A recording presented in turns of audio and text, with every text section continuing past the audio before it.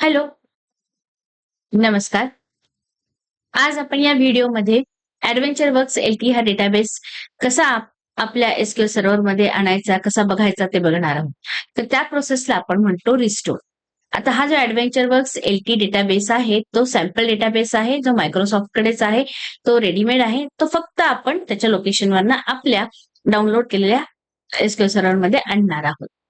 तर आता हा जो डेटाबेस आहे तो स्पेशल आहे कारण की त्याला एलटी असे हे दोन लेटर्स किंवा दोन अक्षर आहेत. एलटी म्हणजे लाईट वेट आणि तो खूपच छोटा आहे आणि खूप फास्ट आहे. त्यामुळे जास्त डाउनलोड करायलाही वेळ लागत नाही आणि तो रन करायलाही किंवा अटॅच करायलाही वेळ लागत नाही. तर आपण सुरुवात करणार आहोत ते म्हणजे डाउनलोड पासून. आता ही 4 स्टेपची प्रोसेस आहे किंवा 4 टप्प्यात आपण ही प्रोसेस बघणार आहोत. पण प्रत्येक एक स्टेप खूप छोटी आणि खूप छान सोपी आहे. तर मी त्या तुम्हाला करूनच दाखवणार आहे आणि आपण त्या स्टेप्स फॉलो केल्यानंतर परत एकदा इथे येऊन बघूया की आपण नक्की काय काय केलं. आता इथे सगळ्यात सुरुवात करायची होती म्हणजे पहिल्या स्टेप पासून किंवा पहिल्या टप्प्यापासून ते म्हणजे डाउनलोड करायचं. आता आपल्याला माहितीये की ॲडव्हेंचर वर्क्स एलटी हा डेटाबेस अवेलेबल आहे. तर तो कुठे अवेलेबल आहे? तर बऱ्याच ठिकाणाहून तुम्ही Googleला सर्च केलं तर तुम्हाला मिळू शकेल. आता सध्या आपल्याकडे ही लोकेशन उपलब्ध आहे आणि ही लोकेशन तुम्हाला इथे मी आधीच काढून ठेवलेली आहे. तर ती तुम्हाला दिसेल की GitHub मध्ये आपण जाऊन आपला डेटाबेस आपण डाउनलोड करणार आहोत. तर तुम्ही बघू शकाल की ऍक्च्युली ह्या पेजवर खूप सगळ्या ठिकाणी तुम्हाला ॲडव्हेंचर वर्क्सच दिसते आणि त्याचे वेगवेगळ्या फाईल्स दिसतात. पण आपल्याला शोधायची आहे ती म्हणजे एलटी फाईल. तुम्ही इथं बघू शकता की ॲडव्हेंचर वर्क्स एलटी हे लाईटवेट व्हर्जनच्या डेटाबेस फाईल्स इथे सगळ्या आहेत. त्यात बऱ्याचशा फाईल आहेत, व्हर्जननुसार आहेत. 2017, 19, 22, 25 यातली तुम्ही कुठलीही सिलेक्ट करू शकता. आता आपण म्हणतोय तसं आपण 2022 ही फाईल किंवा हा डेटाबेस आपण घेणार आहोत. आता या फाईलचं एक्सटेन्शन आहे ते म्हणजे BAK म्हणजे बॅकअप. ठीक आहे, बॅकअप म्हणजे ह्याच्यामध्ये थोडासा डेटा आहे, तो त्यांनी ठेवलेला आहे आणि तो आपण कधीही वापरू शकतो म्हणून ती बॅकअप फाईल आहे. आपल्याला डाउनलोड करण्यासाठी काहीच करायचं नाही. आपण फक्त या फाईलच्या नावावर क्लिक केलं की तो डेटाबेस डाउनलोड होणार आहे.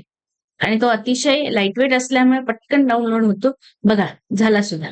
आता तुम्ही आधीच डाउनलोड केलेला आहे. तर आपण जाऊन बघू शकतो.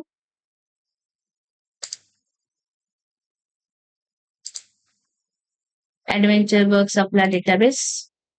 तर इथे तुम्ही बघू शकता की तो डाउनलोड झालेला आहे आणि हा आता डेटाबेस आपल्याला वापरायचा आहे. मग काय करायचंय आपल्याला इथे सरळ आपण कॉपी करायचंय आणि आपल्याला एसक्यूएल सर्व्हरमध्ये त्याला घेऊन जायचं. म्हणजे काय करायचं तर सी ड्राईव्हला आपल्या प्रोग्राम फाईल्स मध्ये जायचं. प्रोग्राम फाईल्स मध्ये तुम्ही सर्च करू शकता मायक्रोसॉफ्ट एसक्यूएल सर्व्हर.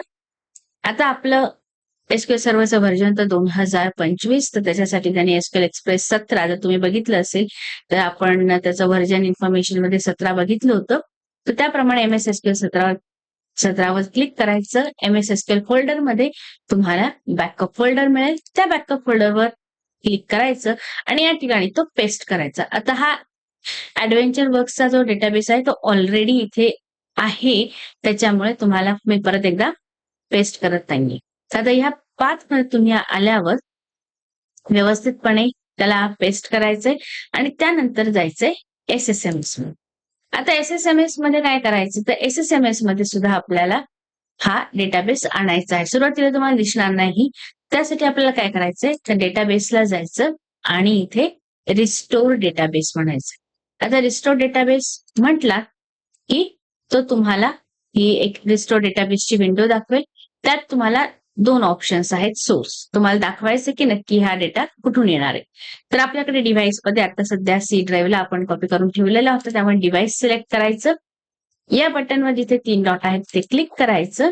मग तो दाखवेल की तुमची बॅकअप फाईल नक्की काय आहे. ती फाईल आहे बॅकअप. मग ती कुठे आहे ते दाखवायचं. आता आपण जर बरोबर ठिकाणी त्याला पेस्ट केलं असेल, कॉपी पेस्ट केलं असेल तर तो लगेच दाखवेल. आपल्याला शोधून द्यायची काहीच गरज लागणार नाही.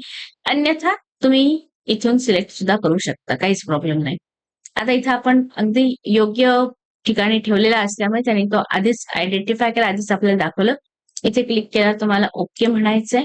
पुढे सुद्धा तुम्हाला इथे ओके म्हणायचंय आणि शेवटी तो तुम्हाला ह्या स्टेपला दाखवेल की हा डेटाबेस आता मला मिळालेला आहे आणि तो रिस्टोर करू का. म्हणजे तुम्ही जेव्हा ओके म्हणाल तेव्हा तो रिस्टोर होईल. तर आता मी आधीच रिस्टोर केलेला असल्यामुळे तुम्ही परत करत नाहीये. इथे तुम्हाला हा ऍडव्हेंचर वर्क्स LT 2022 हा डेटाबेस आलेला दिसेल. आता ह्याला सुद्धा तुम्ही एक्सपांड करून बघू शकता की ह्याच्यामध्ये हे एक फोल्डर आहे टेबल्स म्हणून. ह्या टेबल्स फोल्डरवर तुम्ही जेव्हा परत एकदा क्लिक करता तेव्हा हे प्लसचे चिन्ह मायनस होतं किंवा आधीचं चिन्ह वजाचं चिन्ह सारखं दिसतं आणि तुम्हाला तो अर्थातच एक्सपांड झालेला दिसतो की ज्याच्यामध्ये काहीच गोष्टींचा अंतर्भाव आहे. मग ह्याच्यामध्ये तुम्हाला काय काय काय दिसतंय तर ही तुम्ही थोडक्यात बघितलं तुम्हाला दिसेल इथे कस्टमर आहे. जरा जवळ जाऊन बघूया. तुम्हाला इथे दिसतंय की इथे हे कस्टमरची इन्फॉर्मेशन आहे, प्रॉडक्टची आहे, हे सगळं ओळखीचं आहे. सेल्स ऑर्डर डिटेल आहे असं काहीतरी. तर म्हणजे हे सगळं हा जो सगळा डेटाबेस आहे हा कस्टमर आणि प्रॉडक्टशी रिलेटेड आहे. तर तोच आपल्याला काय आहे तो बघायचा आहे. तर अशा पद्धतीत आपण ऍडव्हेंचर वर्क्स डेटाबेस रिस्टोर केलेला आहे आणि त्या स्टेप्स आपल्या ह्या व्हिज्युअल्स मध्ये तुम्हाला दिसतील. चला तर मग एकदा रिव्हिजन करून घेऊया. तर आपली पहिली स्टेप आपण म्हणले त्याप्रमाणे आपण डाउनलोड करून घेतलेला आहे डेटाबेस. त्याच्यानंतरच्या स्टेपमध्ये आपण आपल्याला हवी असलेली ऍडव्हेंचर वर्क्स LT डेटाबेसची बॅकअप फाईल आपण शोधून काढली. जरा स्क्रोल करायला लागेल तुम्हाला, पण ती आपल्याला मिळालेली आहे. त्याच्यानंतरच्या स्टेपमध्ये आपण ती डाउनलोड करून घेतली. त्या फाईलच्या नावावर क्लिक केलं आणि डाउनलोड करून घेतली. डाउनलोड फोल्डर्समध्ये ती फाईल आलेली आहे. तिथून ती आपण कॉपी करून घेतली. तिथून ती आपण कॉपी केली आणि SQL सर्व्हरच्या बॅकअपच्या फोल्डरमध्ये आपण ती पेस्ट केली. तर त्यासाठी थोडंसं तुम्हाला शोधायला लागेल आणि त्यानंतर पेस्ट केल्यानंतर कन्फर्म केलं की आपण व्यवस्थित ती फाईल झालेली आहे की नाही. आता त्यानंतर मात्र ऍक्च्युअल प्रोसेस सुरू होते. ती म्हणजे तो जो डेटाबेस आहे तो रिस्टोर करायचा किंवा अटॅच करायचा. आपण अटॅच का नाही म्हणत, ते रिस्टोर का म्हणतोय, कारण आपण जेव्हा SQL सर्व्हर मध्ये गेलो तेव्हा आपण तिथे पण ऑप्शन बघितला तो म्हणजे रिस्टोरचा, म्हणून आपण म्हणताना त्याला रिस्टोरच म्हणतोय. सगळ्यात प्रथम SSMS लॉन्च करायचं, ते कनेक्ट करायचं SQL सर्व्हरशी आणि पुढे जायचं. आता आपल्या ऑब्जेक्ट एक्सप्लोरर मध्ये आपल्याला डेटाबेसेस नावाचं फोल्डर दिसेल.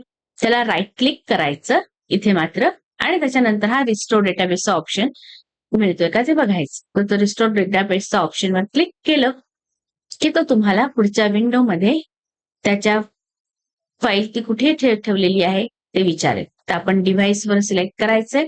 डिव्हाइसवर सिलेक्ट केल्यानंतर आपल्याला पुढच्या स्क्रीनवर तो विचारतो की ही फाईल नक्की कुठे आहे ती ऍड करा. आपण त्या पाथमध्ये जाऊन ती फाईल ऍड केलेली आहे आणि त्यानंतर 1 ते 2 वेळा किंवा फार फार तर 3 वेळा आपल्याला फक्त ओके ओके आणि ओके असं 3 वेळा 3 बटनवर क्लिक करायचे आणि त्यानंतर मात्र तुम्हाला दिसेल की तुमचा ऍडव्हेंचर वर्क्स LT हा डेटाबेस रिस्टोर झालेला आहे किंवा अटॅच झालेला आहे आणि तो तुम्ही SSMS मधनं पाहू शकता. आता पुढची स्टेप आहे ती म्हणजे कन्फर्म करायचं. आता कन्फर्म करण्यासाठी बऱ्याच वेगवेगळ्या गोष्टी आहेत. त्यातली आपण एक सोपी गोष्ट वापरली की आपण ते डेटाबेस जे आहे ते आपण एक्सपांड करून बघितलं. त्याच्यावर क्लिक केलं आणि आपण त्याला बघितलं की त्याच्यामध्ये काय आहे. तर ऍडव्हेंचर वर्क्स या डेटाबेसवर आपण क्लिक केल्यानंतर आपल्याला टेबल्स दिसले आणि आपण ते फक्त एकदा बघून घेतले की ते कुठल्या प्रकारचे टेबल्स आहेत. हे झालं तुमचं SQL सर्व्हर मध्ये ऍडव्हेंचर वर्क्स डेटाबेसचं रिस्टोरेशन. आता ह्याच्यानंतर आपण काय बघणार आहोत, तर ह्याच्यानंतर आपण डेटाबेसचे फंडामेंटल आधी बघणार आहोत. आपण घाई न करता कुठल्याही पद्धतीत आपण थोडंसं फंडामेंटल डेटाबेस म्हणजे काय, त्याच्यामध्ये अजून काय गरजेचं आहे ते बघणार आहोत आणि ते बघून झालं की आपण पुढे आपल्या खऱ्या SQL ला किंवा आपल्या डेटा अनालिसिस साठी जे काय SQL कमांड्स लागणार आहेत त्या आपण बघायला सुरुवात करणार आहे. ठीक आहे, तर तोपर्यंत तुम्ही डेटाबेस तुमचा अटॅच करून घ्या आणि तयार राहा जिथे आपण पुढच्या गोष्टी शिकणार आहोत. धन्यवाद.